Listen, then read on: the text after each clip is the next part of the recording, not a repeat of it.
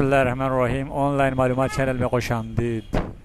दोस्तों, अगर आपने मेरा चैनल अभी तक सब्सक्राइब नहीं किया तो आप इसे सब्सक्राइब करें, और अगर आपने सब्सक्राइब किया हुआ है तो आपका बहुत बहुत शुक्रिया। और अगर आपको ये वीडियो पसंद आ जाए तो इसे लाइक और शेयर ज़रूर कीजिएगा। दोस्तों, जैसा कि आप जानते हैं कि 2017 चैम्पियन ट्रॉफी में आज पाकिस्तान का मुकाबला साउथ अफ्रीका से जारी है। साउथ अफ्रीका ने पहले टॉस जीतकर पहले बैटिंग करने का फ़ैसला किया। साउथ अफ्रीका की पहली विकेट 40 रन पर गिरी, उसके बाद दूसरी विकेट और तीसरी जल्दी गिरी और 60 रन पर 3 खिलाड़ी आउट थे। पाकिस्तान ने आज काफ़ी अच्छी बॉलिंग की और बेहतरीन कारकर्दगी दिखाते हुए इमाद वसीम ने 20 रन के और 2 विकेट हासिल किए, जबकि तीसरी विकेट मोहम्मद हफीज़ ने हासिल की। हसन अली ने भी बेहतरीन बॉलिंग करते हुए 3 विकेट हासिल किए, जबकि जुनैद खान ने 2 विकेटें हासिल करी।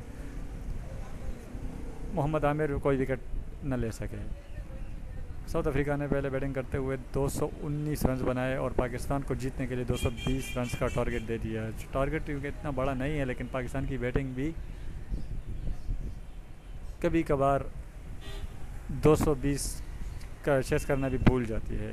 तो हमारी दुआ है कि पाकिस्तान आज का ये मैच जीते और जिस तरह अच्छी बॉलिंग की इस तरह अच्छी बैटिंग करके ये मुकाबला जीते और आगे सेमीफाइनल तक रसाई हासिल करने के लिए रास्ता हमवार रहे। जनूबी अफ्रीका की बॉलिंग भी काफ़ी बेहतरीन है, जिसके सामने पाकिस्तानी बैट्समैनों को सोच समझ कर खेलना होगा।